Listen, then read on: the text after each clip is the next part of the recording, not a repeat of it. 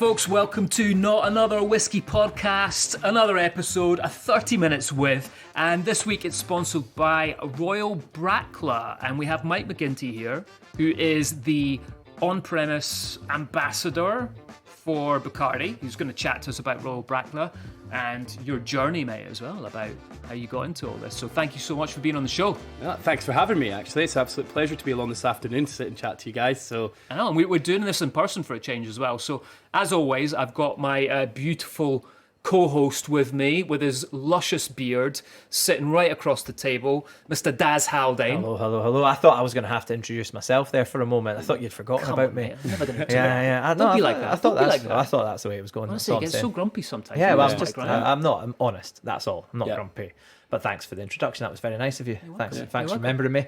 Yeah, Mike, good to see you, bruv. yeah, great to see you guys. Yeah. I'm glad you mentioned his beard this morning. Even though this is a podcast, I woke up this morning and had to have a shave because I couldn't be sitting next to Daz with a really average beard. Really? Yeah, so Let's not turn a whiskey tasting into a beard off. Do you know what I mean? No one needs that. No one needs that. So. Can I just say though, Mike? I mean, that's a pretty bad effort. There's a shave. There's still quite a lot of beard there left now. You know what Totally. I mean? Did you shave it with a spoon?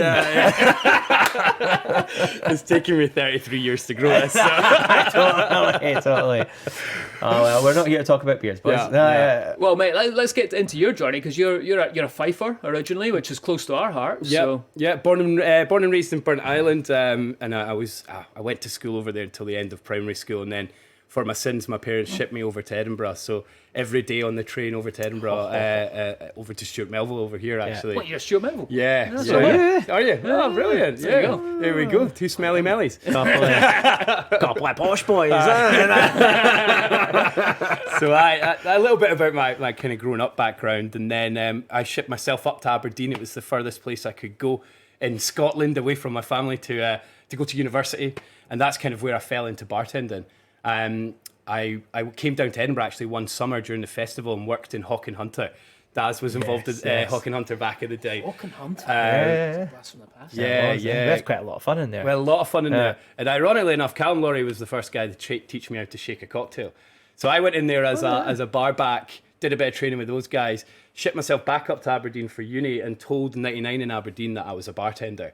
And, I'd never really worked the bar. I made my first Cosmo and it came out green. There was definitely something wrong there. So that was the start of my career, and looking up at people like Daz at the time who were bartenders. No, not many people can look up to me, to be fair, but I'll take that. I was about to get I was saving it. I know. I wasn't giving you an opportunity. I set you up as well. I know. I appreciate that. So and then ran I was up at running 99 for a good 5 years or so, and then moved back down to Edinburgh and worked in a few venues down here. Then jumped into Trico with the Big Red Teapot. It was a great company to work for, and then helped open Voyage of Buck for them in the West End about nearly 5-6 years ago now. After that, during my bartending time, I was an avid cocktail competition bartender. So I used to enter loads of competitions like Bacardi Legacy and Diageo World Class. And one of the ones that I did that I was relatively successful in was the Patron Perfectionist. So this was kind of my step towards advocacy and into that role. Did you do much with whiskey back then? Because when I was a young bartender, I was always interested in the more exotic categories, like tequila, rum, even bourbon, to be fair. Do you know what I mean? Like, were you doing a lot of work with Scotch back then, or were you sort of more focused on the international Not as stuff? much. I think you're right? When you become a bartender, you start learning about spirits that no one else really told you about when you were younger, right? So tequila and rum instantly become bartenders' favourites. I was lucky that when we lived in Aberdeen, we used to, every summer, we would take a few camping trips up to Speyside. Yeah. We would camp up in the Dufftown, Aberlour Caravan Park. We used to camp there and then pick a few distilleries we were going to hit. So 2 during the day, get a bottle of whiskey, campfire, drink that whiskey that night, and then hit a few more before going back down the road. So that was really my introduction to whiskey. And we're very lucky to live so close to such an important area within making whiskey. So yeah, living up there was great. And the other great thing was you could go to Costcutter in Dufftown at the time and buy some very rare and limited edition whiskies for really quite cheap. Right? I'm not sure they knew what they were selling in these Costcutters. So we used to go up as students, save up our money, go up there for a few nights, do a bit of whiskey tasting, go to visit distilleries, and as soon as you get yourself in a distillery, I think that's you, isn't it? Yeah. You're hooked on whiskey. So yeah, as a young bartender, we were maybe making drinks with other products, more of your tequilas and your rums. But whiskey was always something that, because it was on our doorstep, I just wanted to champion it and loved it. So no, very cool. Yeah. So as I said, cocktail bartender, competition bartender, and did the Patron Perfectionist competition, and I was lucky enough to win that as a global bartender, and that's really what propelled me into advocacy. So for the year after, I worked with Patron all over the world. We went to Japan, Dubai, Mexico again, and to America, really championing the brand in the competition. And I realized then that was something that was what I wanted to get into. And it was the social side of it, right? Meeting new people, the cultures, and seeing different, experiencing different things that really got the buzz in me for advocacy. And lucky for me, I knew a few people within the UK Bacardi team. Bacardi decided to buy Patron at the same time. So it was a relatively good time for me to get in the back door that way. And Shaveen Shebakani, who was head of advocacy for us at the time, she's also an ex-Edinburgh girl as well. She was, we brought in new trade ambassadors, so people that would cover the whole portfolio within their region and have that relationship within the region. So essentially what I wanted to do was champion Scotland through the brands of Bacardi and really create a great community here in Scotland through the brands. Cool. So that was something that inspired me to do it. So then that whole backstory makes sense, that you now look after the whole Bacardi portfolio within the on-premise, but you were saying you're specialising more in the whiskey portfolio now, Yes. So for the last year now, we had one of our whiskey ambassadors who was kind of split during COVID, during that period, stuck in London. So we expanded our whiskey team. I jumped on board and was looking after Scotland as we saw that as a great opportunity for us to champion our whiskies here in the home country where it was made, right? That's so important, eh? I mean, especially, it's not just for the people here who are going to the bars and restaurants and shops to buy these things. One of the big things about living in Scotland when you work for a whiskey company is the responsibility of it often falls on your shoulders when people come in from different countries. So you get these guys, distributors and customers coming from Taiwan, Japan, they come over from the States. The first person they're going to knock on the door of to make sure they get to good restaurants, see the whiskies they need to see in the right places is you. Yeah. Right. Absolutely. So there's like kind of double-edged sword there, isn't it? It's, you need to know everyone, but at the same time you need to look after everyone that comes into the country as well. Yeah, absolutely. Yeah, spot on. We have the US team over tomorrow actually, so out for dinner and drinks with them and trying to really showcase what we're doing here in Scotland. And because whiskey wasn't, in a way, because these are relatively young single malts, right, only launched in 2015, getting the right markets and where we're placing them has been an important thing over the last 6-7 years. And now we're seeing that the focus is here in Scotland. And you gents, you'll have seen this yourself, that with the likes of Johnny Walker Princess Street opening and the more of a focus. Never heard about that. Yeah. So when did that happen? Yeah. You're welcome, Johnny Walker. With the likes of that opening, I believe that whiskey is taking a turn here in Scotland. I actually think that we're really trying to champion it. More people are drinking it. The Financial Times had a really interesting article talking about how Scotland is the next place for whiskey. And it seems like a really strange conversation to have. I'd agree with that. But we're actually at a very exciting point for whiskey here in Scotland. There's been a huge amount of investment in tourism, right? I mean, who knows when it started? I mean, you could go right the way back to when brand homes started to establish themselves, but significant milestones. Macallan Distillery is a massive one. Yeah. Johnny Walker's another significant investment, and even at distilleries like where maybe they spent 5 to 10 million on installing brand homes, bringing in brand home teams, visitor centre managers and all that kind of stuff. That has been taken over quite a lot for the last 15, 20 years. Absolutely. Anyway. Do you know what I mean? And we see that up at Aberfeldy, right? Like, I know right now we're fully booked at Aberfeldy for our guests in terms of advocacy side all the way up until October. And I'm pretty sure summer-wise, in terms of tourists and everyone coming, they're pretty rammed. And we've had to change our silence season within Aberfeldy because normally in the summertime when the water is at its lowest, but we have to push it back now to March in order to accommodate the amount of guests that are coming. So production's still on, which is a great problem to have. Right? It's crazy when you look at like figures going back to Glenfiddich. Glenfiddich, when it was a free tour back in the day, it was 70,000 visitors. I mean, I imagine Aberfeldy's not far off that as well, right? Yeah, just huge numbers. Yeah. Which is great. So, I'm lucky to have come in to doing whiskey, and something that I've always been passionate about, but actually getting to work amongst the whiskey team with people like Matthew in India, and in a period of time where actually it's a really exciting time for whiskey here in Scotland. So. Yeah. And you've got exciting products and you've done a lot of work on them, right? So obviously 2014, the last great malts or the lost malts. I can't remember last the of the name. great malts. Yeah, last of the great malts. That title was used to kind of pull in Aberfeldy, Craigellachie, Brackla, and things like that within. Glendeveron was in there. Altmore was in there as well. And Royal Brackla. We're going to talk about Royal Brackla today. And I tasted this with you recently. Yeah, we did this. What was it? 2 months ago or so? And my socks were blown off, to be honest. And I've tried it in the past, and I do remember trying it and thinking, "Oh, it was a nice whiskey." But what's happening with Royal Brackla? I mean, let's talk about the distillery. Where is it? What happened there? And then we can get into the whiskey itself. So, well, you mentioned it, the last of the great malts. So the idea behind that is, as these malts relaunched in 2015, they're very, very old malts with a lot of history behind them. Yeah. And we don't want to lose any of that, right? So it's very important for us to still speak of the history of where they all came from. So Brackla itself, initially launched as Brackla, is on the Codor estate, which sits just east of Inverness. And honestly, on that line, it's that imaginary line where Speyside ends and Highland whiskey begins. Beautiful castle on Codor estate. Beautiful castle, beautiful estate. Yeah. You know, driving down the long road down into Brackla, the distillery itself, you go past a couple of warehouses, you get into the distillery, there's a little lake locket in the front of the distillery. It's very beautiful, one of the most picturesque I've seen. Yeah. And yes, it was built back in 1812 by Captain William Fraser and 4 other men who decided that they wanted to build a distillery there on that land. They struggled for the first couple of years because this area, I mean, bearing in mind in history, this is 1812. The Jacobite Rebellion actually finished along the road there in Culloden in 1745. This is a mainly Gaelic-speaking area and a lot of illicit stills. Yeah. So for the first 2 years of Royal Brackla, we actually struggled because of the smugglers and because of the illicit stills. And Captain William Fraser was seen as someone who was perhaps put there to stop a lot of this illegal still, right? Yeah. Like, so we were one of the first whiskies to be doing it legally and actually doing it before the Excise Act was passed. So Captain William Fraser was not very much loved in the region he was in.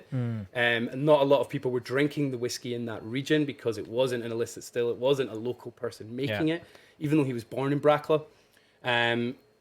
So he actually, after those 2 years of a little bit of like struggling and heavy investment, he changed his plan. And Inverness was one of the few cities in Scotland. Bear in mind, at this time, there were still restrictions within Scotland. One of the few cities that could trade with London. So he noticed this and decided that Brackla was not going to be a whiskey that was drank locally, but I'm going to send it down to London. So he sent it down to London, he spoke to the right merchants, he got it in the right hands. And by 1833 originally, King William IV gave us our first royal warrant, hence the name Royal Brackla, becoming the first royal whiskey. Okay, and then by 1835, it was renewed by Victoria, getting that royal warrant, and it was that royal warrant making it the king's own whiskey that really became the marketing for Brackla. Quite an interesting, funny stories about what Captain William Fraser. He did not have a great relationship with the excise men, even though we were doing it legally pretty early on. He would like to age his whiskey for that little bit longer, increasing his loss to the Angel's share. But he still had to pay the same tax as someone who wasn't aging for as long. Right. So he very much would manipulate, he would lie, he would try and get around this extra tax he was paying because he was losing more whiskey than anyone else. So although we were doing it legally, I don't think he was massively enjoyed by the excise men. And there's a few reports of him being very grumpy, very arrogant. However, what we found with a bit more research, he was a very generous man and a very nice guy. I just don't think he got on too well with those excise men. But it's this extra aging that really epitomizes Brackla. And back in 2019-18, when Stephanie was looking at changing the whiskey and bringing it up to where we're at now, which we'll talk about in a minute, I guess it was this idea of aging and that we really wanted to champion with Brackla, and we were always looking to champion that. So Brackla, being produced, it's got a relatively long fermentation process, so around about 6 to 8 hours for the fermentation, creating lots of nights of esters and acids and esterification happening in that process. The distillation Some nice words there, Mike. Yeah. Hold on. Second prize for Bacardi today. What was it Matt we got from Matt? We had Matthew on from Craig Ellicky Yeah. on a couple of shows back, Aye. and I think he got the prize. Mass spectrometry. Yeah. Oh, yeah? and Yeah. What, What else was did the he- other there was word? the other one? I think he made up a word, It but we differ- gave him it. No, what was it? Differentiationality or something. Yeah, It's like some bullshit like think that. We're like, he'd done okay, a couple of 13-year-olds by that point. Esterification's always a good one. I say Right? that. Yeah. You say that, and suddenly, instantly, Yeah. people think you know what you're talking He knows about. what he's on about. Yeah, right? yeah, Yeah. So I like to drop that Well in. done. Yeah. No, really good. Yeah, No, yeah. congratulations. Yeah, we So- thought we'd just mention that anyway. Yeah, sorry. So nice long fermentation, and then the distillation process is we're really trying to increase reflux, copper contact. We're creating what we need to do with Brackla because of the finishing and the aging that we do in it. We're looking to create this new make spirit that is clean, acidic, but very floral. Because we're not there yet. We're looking to champion sherry cask, right? But you can't just be putting the whiskey in and hoping for it to work, because we need to make sure that we're always getting that Brackla flavour throughout the maturation process. Okay, so getting this new make whiskey is very important because it helps cut through the sherry cask that we're using, right? So that clean, acidic, very floral whiskey with high esters in order to balance itself out against the maturation process that we have. So It's amazing the colour you guys are getting. I mean, this is so what we're sitting with here is the 12-year-old, and I mean, how would you describe that colour? Like dark mahogany coming through there? incredibly dark mahogany, isn't it? It's deep. Very, very deep. So we're finishing these in Oloroso casks. So all of the Bracklas are finished in rechar, refill American oak. Aged in that up for the period. And then they're finished for roughly about 6 months in some form of sherry cask. So 12-year-old finished in that Oloroso. And you can see in these, they're so dark. And no colour in that, right? No so colouring. Natural colour, 46%. 46%, no colouring, non-chill filter as well. So that was the main change that we made back a couple of years ago that we to rebrand these was bring them up to 46%, non-chill filter, no caramel colouring. And I think, I mean, from my perspective, you know, when you, I've been really lucky. You know, I've worked at Dalmore, working really closely on finishing and how these sherry casks can interact, all sorts of different types of sherry casks, and obviously time at Edrington as well with Highland Park and Macallan, where they focus very much on more sherry season casks. You know, and let the oak do the work rather than the wine necessarily that was in it before. What really struck me here though was the balance between the two. This is, you're getting a lot of lovely tannic, spicy, mouthfeel grip from good active wood. Yep. You're also getting the benefit of sherry in here as well, and that nuttiness, that soft dark chocolate note that sort of bubbles away under the background, and it really struck me when I tasted this version of the 12-year-old, just how much you got from those casks. Colour, aroma, flavour, and finish is just long and delicious. Do you know what I mean? A huge like licorice kick. Yeah. Yes. Just that's the dominant factor that I get coming through on this. Yeah, I think with Stephanie McLeod's like ability to choose the casks and what she's looking for in that is exactly what you said. So we make that new make spirit that's able to hold up against it and going to showcase, and then getting those right casks, the ones that are going to give us the flavour from the sherry, but also those oak notes, the flavours we want to come from the wood. So for this, incredible chocolate, a little bit coffee notes, that licorice coming through, very chewy. It's chewy. Yeah. Oh, it's big. Yeah. I mean, it's just so tannic in the mouth, right? It just holds there for so long. Great with a cigar. Cigar This would be a fantastic whiskey with a cigar. And in terms of like the range within Royal Brackla, like what is available out there? Because this is a distillery that very few people will have explored. Many people won't have had a chance to try the new expressions yet because they'll still be rumbling out onto shelves and stuff like that. You know, what's out there? Sure. So, like I said, we are really championing showcasing sherry casks, and that's what has to be front and foremost of your mind with Royal Brackla. So, the next level up is the 18-year-old, and that's a Paolo Cortado. So, you know, maybe like 5-6 years ago, we'd be sitting here and we'd just say a sherry cask. But what we're looking at now is the importance of which cask you're using, what sherry was previously in there, and how that will affect. So when you actually compare the 12 and the 18, so with 12 in front of us, really dark, the 18 is much lighter in colour. Okay. And it's actually something that throws people. They're like, how can it be lighter because it's this much older? And it's purely that finishing cask, right? So with Paolo Cortado, what we're getting from that is you're getting that saltiness with a little bit of sweetness and then drying off at the end. Yeah. For me, the 18 is a really interesting malt because of that, how drying it is and how salty that you get from the Paulo Cortado. So really interesting one at 18. And then we jump up to the 21-year-old, which is Oloroso, Paulo Cortado, and Pedro Jimenez. Nice.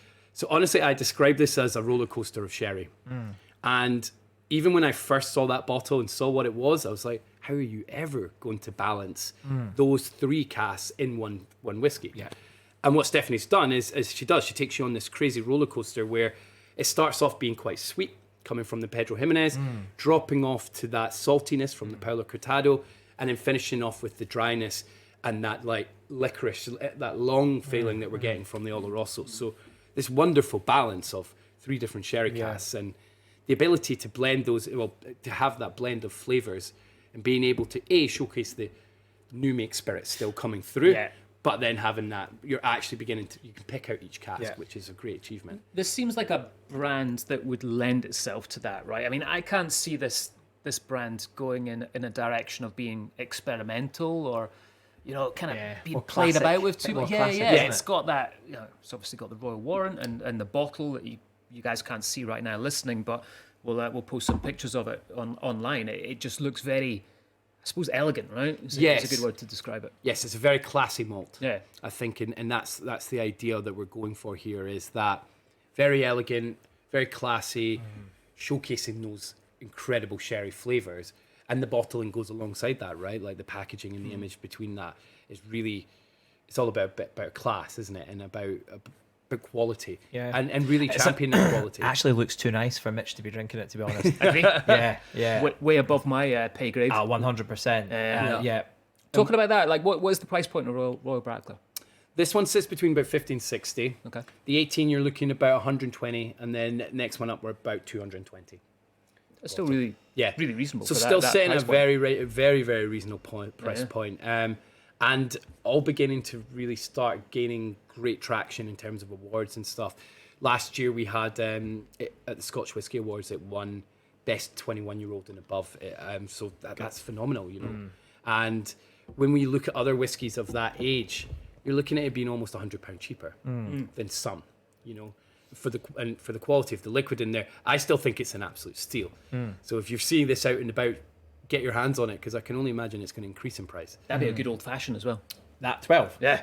Oh yeah. Yeah, like a cozy one, Get some of that heavy bitters, old fashioned. Yeah, you need a heavy bitters in that. Yeah. Because it'll just disappear, wouldn't it? Yeah. But it would be a nice, bittersweet old fashioned. It would be, yeah. So what about the distillery itself then? So it's on the Cawdor estate. What's the distillery like? I take it you can't visit. Not open to the public, Right. unfortunately. Is it a nice looking distillery, or was it Yeah. rebuilt, or what's the sort of vibe? There's a bit of rebuilding there. It was DCL before us. Yeah. So yeah, that little bit of a rebuild back in the 60s and 70s, but still the main still house, big windows that open up at the front and over a loch, which is very beautiful. Yeah. Relatively small distillery, still only 3 million litres or so coming off at the time, so still relatively small. With, I think it's 4 wooden washbacks and 2 stainless steel, so we're still not massive. Is it 2 wash stills, 2 spirit stills there? Yeah. So it's okay. And do Bacardi have any plans to open this up to the public at all? Or? Not that I'm aware of. Okay. Not that I'm aware of. Yeah, well, I mean, if you guys ask real nicely with Matthew and I, we could try and get you up there. Sneak us in. Yeah. Do you know, it's actually funny. I've been to Cawdor Castle a number of times on my way up the road, and it is really, really beautiful. And I never really thought even to go by the distillery. Never really. You wouldn't, because I guess it's sneaked away down a wee side track, isn't it? Yeah. But maybe the next time we're up, we can maybe hit one of you guys up and have a wee nosy. Yeah, absolutely. We pop in. Yeah, honestly, like you said, the Cawdor estate is a beautiful estate. So sat on an estate like that, and then with the little lock out the front and the fact that the windows open right up in the still room, that's what you look over. It's very picturesque. Yeah. So, Mike, I'm going to move away from this dram for a brief second, and let's chat about. I mean, you do a lot of work within the on-premise, right? What's happening right now in Scotland with regards to whiskey drinking? What are you seeing trend-wise? What's going on? What we're seeing, a good thing at the moment is a lot of blended whiskey, and seeing maybe more of that commercial viability amongst whiskey. So taking blended whiskies and popping them into cocktails and into more commercially viable drinks is something that we've definitely beginning to see as a trend, which I think is a really nice way to bring non-whiskey drinkers into the category. Yeah. So for ourselves with Jurors, we're doing a huge push on that, and that's something that we believe in seeing it's happening. So everyone's trying to champion the highball at the moment, of course. But I think trying to get whiskey into those like more commercially viable drinks, things that have the key buzzwords like passion fruit, mango, those things that people wouldn't not necessarily associate with whiskey, but bringing them in. So as we move into these warmer like the warm months that we have, the warm few days that we have here in Scotland. I think we just had it a couple of weeks ago. Yeah. That was our summer. Yeah. Well, it's what was it? Billy Connolly used to always say, there's 2 seasons in Scotland. There's winter and June. And So as we move into June, we're hoping that we'll see. I'm hoping to see more of these sort of fruity, forward, like long citrusy whiskey drinks. That is the trend that we're beginning to see. You know, even things like Nauticus down in Leith there. Those guys did like a pina colada, like a Scottish pina colada with Aberfeldy to start with, and they use like oat milk, and they try to use local Scottish things in order to create that. Making drinks with whiskey that we wouldn't normally or traditionally see. People being more bold with it. And actually, by being more bold, opening it up to a wider range of customers, which is great. You know, because that's your job. I think. I mean, I remember back in the days at Rick's and stuff like that. You know, it was the sense of achievement when you served someone their first whiskey drink that they've ever enjoyed. Do you know what I mean? And you do it with tequila quite a lot as well. People come and say, I don't like whiskey. It's okay, what is it you don't like about whiskey? Well, I don't like smoky flavours. Right, okay, cool. That's only a few distilleries, right? Exactly. Let's look at 3/4 of the shelf behind me and we'll find one, you know. And you can start at Glenfiddich's, I've got that lovely orchard fruit, or you can go into the more medium-bodied whiskies and things. And you can kind of take them on that journey. And when you do win someone over and say, I really enjoyed that, it feels amazing. Yeah. And if it's a pina colada with Aberfeldy that you need to break that barrier down, happy days. Yeah. Do you know what I mean? And then let's go, so what's next? Well, let's try a Mai Tai with whiskey. Let's try a sour. Let's try something else. Do you know what I mean? Yeah. Yeah, and getting people more accustomed to those flavours within whiskey, right? The ones that maybe when you drink whiskey straight are a bit big and too bold, maybe aggressive. Introducing them into cocktails and then subtly bringing them through. Yeah. But I guess what people also don't realise is we will taste passion fruit within some whiskies, right? We will try. Craig Gallagher, for example, has massive tropical fruit notes, right? So let's play with those. Let's bring out that pineapple note. Let's bring out those tropical notes. You could use Craig Gallagher to make a Mai Tai easy, right? And getting someone who drank rum, that likes rum, onto a whiskey drink, like you said, and there's a great feeling of achievement. Certainly here in Scotland, that was the same thing as me. When you worked, you've so many Scottish people that go, oh my gosh, I hate whiskey. And you'd be like, right, well, I'm going to make you a drink. I always used to have a Highland margarita. That was one of my go-to, right? Like, just take out the tequila, pop it in. They didn't like that, right? We can start working with maybe more fruity flavors, more things. But it was always my way of trying to get people in. And you're right, when you got them on that drink where they were like, oh my God, I love that. There was a huge sense of achievement and like another one converted, right? Yeah, but that's the thing. I mean, it is, let's face it, it's a strong flavour. Yeah. It's high ABV. Yep. All right, and it's challenging, you know, and it's a learned flavour. And I always compared it to coffee. You know, when you were younger, 16 or 17 years old, and you wanted to start going to cafes, there is no way you're going to fall in love with coffee by drinking double espresso at that age, because at that age, you haven't really tried that many strong, bitter, flavour intense things. You know, like, and what you do is you have a mocha with cream and white chocolate syrup and a wee flake on the top, and before you know it, you're drinking double macchiatos and coffees that have been shot out of a ferret's ass or whatever it is. You know, but that's the journey, right? It's the learning of flavour, I guess. And with whiskey, you do have to go through that, you know, and there's so many different ways you can do it. And I think as a bartender, I think in the industry, you need to be able to do that. Now, price is a problem, and that's why I can see blended whiskey featuring more on cocktail menus, perhaps moving forward, than it has done in the past, in the last 10 years. In the last 10 years, malts jumped onto menus quite quickly because they were more affordable. Malts have become more expensive. Running a bar's become more expensive. So, you know, you need to chip away at the margin somewhere, and blends are a great way to do it. Also, blends are brilliant. You know, flavour-wise, there's so much to play with. So much to play with. Yeah, and also, like, I guess, probably even back in your time where you're on the bar, Daz, you're looking through your cocktail menu, you're writing a cocktail menu, like, oh, I need to make one with a whiskey, a single malt. Your brain always goes, Rob Roy, old fashioned, right? That's going to tick those stirred down and brown, almost bartender drinks. Yeah. And it's actually a real shame that because no one I drinks did them. it. No one You drank did- them. Yeah. You probably drank them. Yeah, I did. Yeah, But exactly, nobody yeah. drank them, and we actually whiskey just kind of got pigeonholed into those brown stirred and down drinks, and that's like it's a real shame. Yeah. And that's what I'm trying to encourage people to step away from, but also seeing that with the likes of blends coming in. You know, I know we're here about Royal Brackla, but Jurors have got that cast series that's just come out that's, you know, different finishes. Yeah. Showing that perhaps finishing can be done within blending and showing that the flavour profile's there and can compete with a single malt, but half the price, right? And we're looking for it to go into cocktails, to go into drinks. And it's that viability, that commercial viability, I think, that's exciting for us at the moment. I think those statements that you have on Jurors are great signposting, sort of almost like helpful signposting sort of things for consumers. That one's aged in a mezcal cask. Oh, can I try that in a drink I like? What's it like in a Paloma? It's just sour, right? I mean, let's just try it in that. Let's try it with a, you know, whatever it might be. I think it's definitely the way to go. But you're right on that. And I think Brackla is obviously a very different proposition, and I do think it's that. I get the impression that it's much more that classic whiskey drinker, you know. And if you love those sherry cask whiskies, Balvenie double casks, was it double wood, isn't it? Double wood, Macallan double cask. You know, you've got your Glenallachys and things like that. Royal Brackla, bang on for those types of drinkers that are kind of already in the category, I suppose. Yes.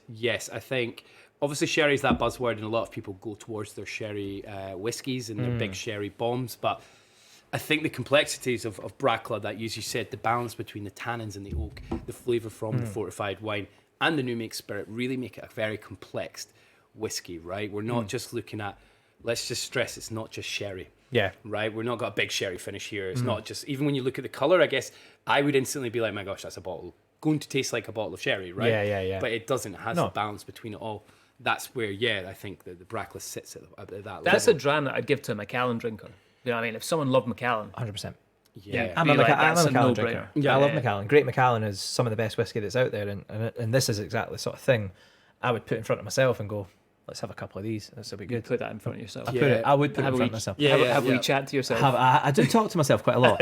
And actually, how do those conversations work out? Not very well. They're very one-sided.